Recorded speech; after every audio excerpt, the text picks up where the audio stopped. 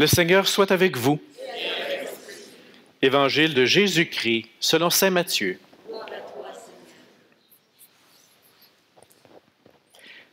Jésus, après son baptême, fut conduit au désert par l'Esprit pour être tenté par le démon. Après avoir jeûné 40 jours et 40 nuits, il eut faim. Le tentateur s'approcha et lui dit, « Si tu es le Fils de Dieu, ordonne que ces pierres deviennent des pains. » Mais Jésus répondit, « Il est écrit, ce n'est pas seulement de pain que l'homme doit vivre, mais de toute parole qui sort de la bouche de Dieu. » Alors le démon l'amène à la ville sainte, à Jérusalem, le place au sommet du temple et lui dit, « Si tu es le Fils de Dieu, jette-toi en bas, car il est écrit, il donnera pour toi des ordres à ses anges, et ils te porteront sur leurs mains, de peur que ton pied ne heurte une pierre. » Jésus lui déclara, « Il est encore écrit, tu ne mettras pas à l'épreuve le Seigneur ton Dieu. » Le démon l'amène encore sur une très haute montagne et lui fait voir tous les royaumes du monde avec leur gloire. Il lui dit, « Tout cela, je te le donnerai, si tu te prosternes pour m'adorer. » Alors Jésus lui dit, « Arrière, Satan, car il est écrit, c'est devant le Seigneur ton Dieu que tu te prosterneras, et c'est lui seul que tu adoreras. » Alors le démon le quitte. Voici que des anges s'approchèrent de lui et ils le servaient. Acclamons la parole de Dieu.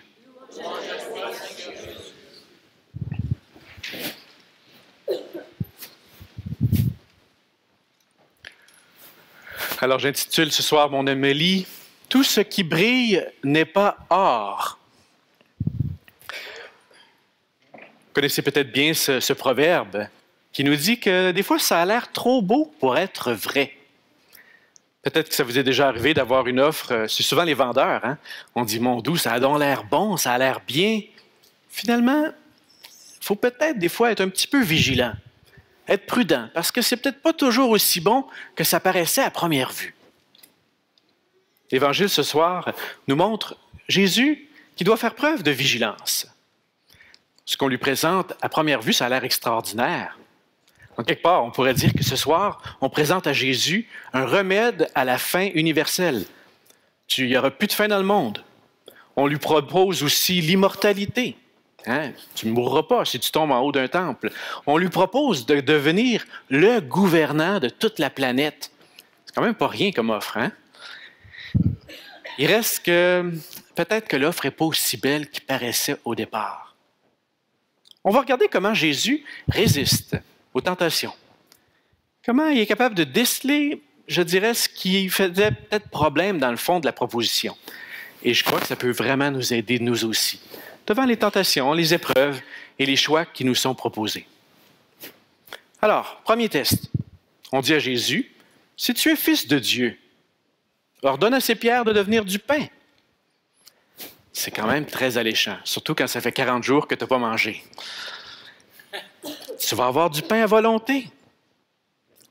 C'est comme si on disait à Jésus, le manque, la faim, il ne faut pas vivre ça. Oublie ça.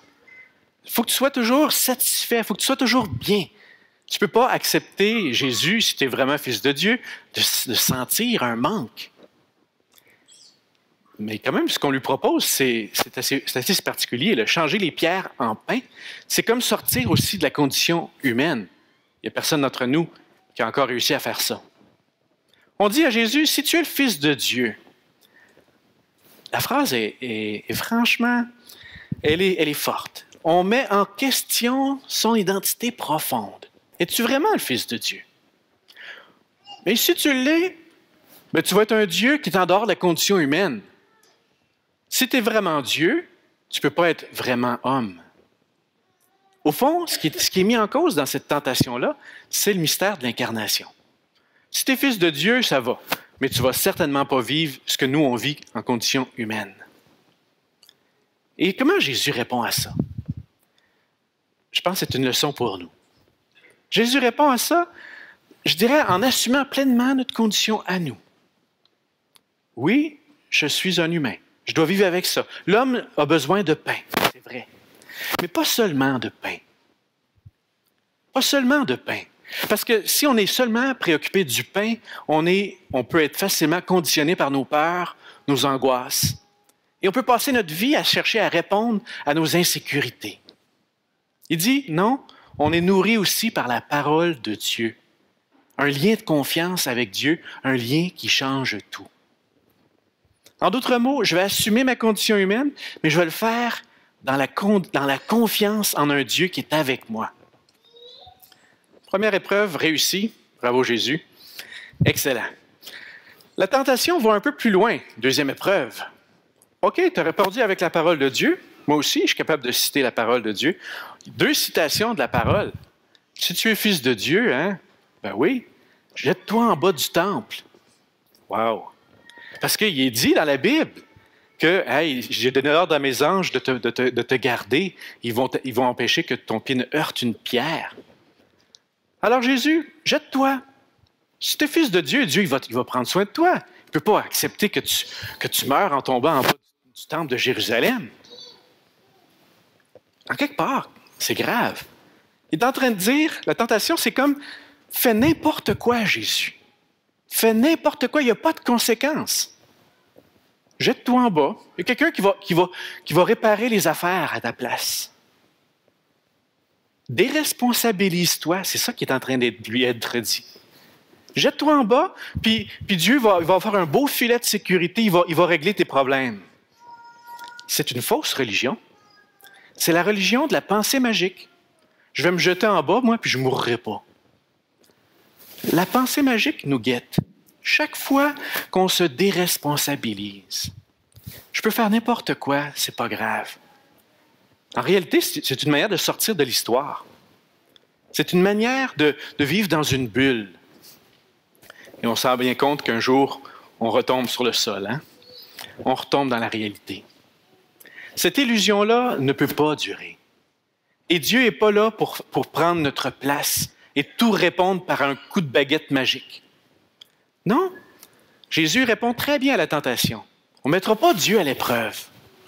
On ne fera pas du commerce et du marchandage avec Dieu.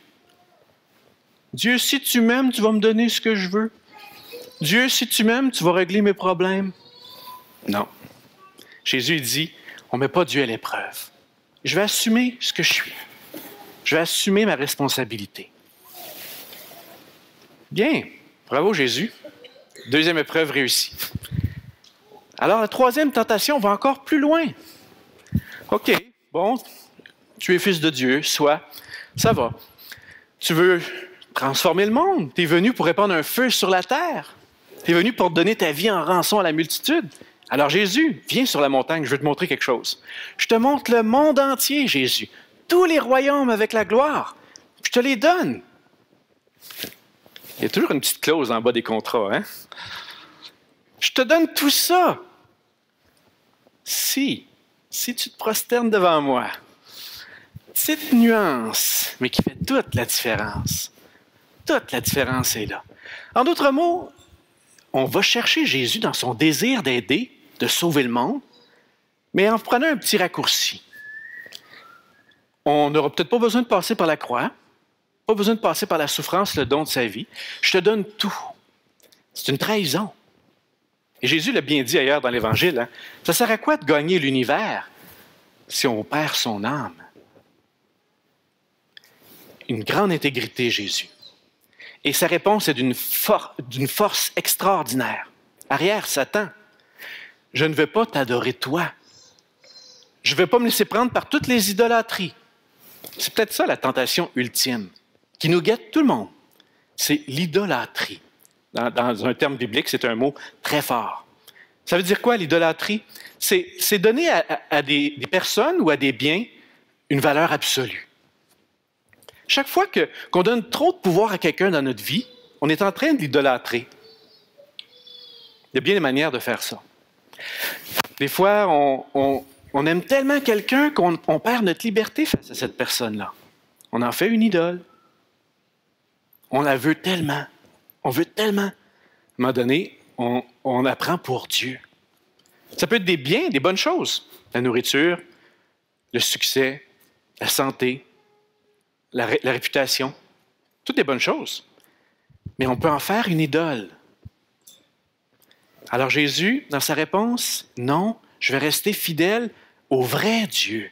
C'est lui seul que je vais adorer. C'est donc d'une intégrité extraordinaire que Jésus fait preuve dans cette troisième tentation. C'est, je dirais, de rester en lien avec ce vrai Dieu d'amour. Qu'est-ce qu'on peut apprendre pour nous aujourd'hui? Bien, je dirais de manière très simple, mais soyons honnêtes, très exigeante aussi. 3 choses. Accepter notre condition humaine, avec nos limites. Arrêter de nier notre limite, ce qu'on appelle en théologie la finitude. Le fait que je ne suis pas Dieu. Je ne peux pas tout faire dans ma vie. On le dit de manière sympathique, populairement, on dit « écoute ton corps ». Écoute ton corps. Tu es fatigué, c'est pas pour rien. Tu t'es peut-être pas écouté. Des fois, on se surmène. Donc, accepter que je ne suis pas Dieu. Accepter ma condition, la vivre à plein, mais pas non plus sans le faire comme en me déresponsabilisant. Non, je vais assumer vraiment ma responsabilité. Je ne vais pas dire que tout est de la faute à Dieu ou que Dieu va prendre tout soin magiquement de mes problèmes. Non, j'assume ce que je suis. Et je le fais parce que je sais que je suis en lien avec un Dieu d'amour. Et c'est l'élément clé, je pense, dans tout ça, c'est de rester branché. Les tentations visaient au fond à mettre Jésus en dehors de son chemin, ou bien l'incarnation, ou bien la rédemption, le don de sa vie jusqu'au bout. Nous aussi, on est tentés de prendre un détour, puis même de se perdre.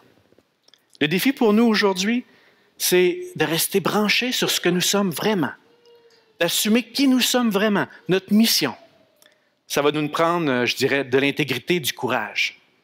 Pas nécessairement la perfection, puis réussir à tout coup, mais je dirais une force pour aller dans ce chemin-là. Alors oui, tout ce qui brille n'est pas or. Laissons-nous pas prendre, ne nous laissons pas prendre par les chemins de facilité.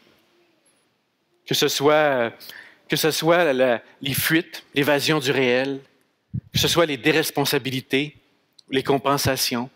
Non, avec Jésus, prenons le chemin radical de ce que nous sommes, confiants parce que Dieu est avec nous, c'est un Dieu d'amour. Alors demandons au Seigneur dans cette Eucharistie qu'il nous donne la grâce de suivre Jésus dans ce chemin qui mène, oui, jusqu'à Pâques, qui traverse les épreuves, mais qui nous mène à la vie.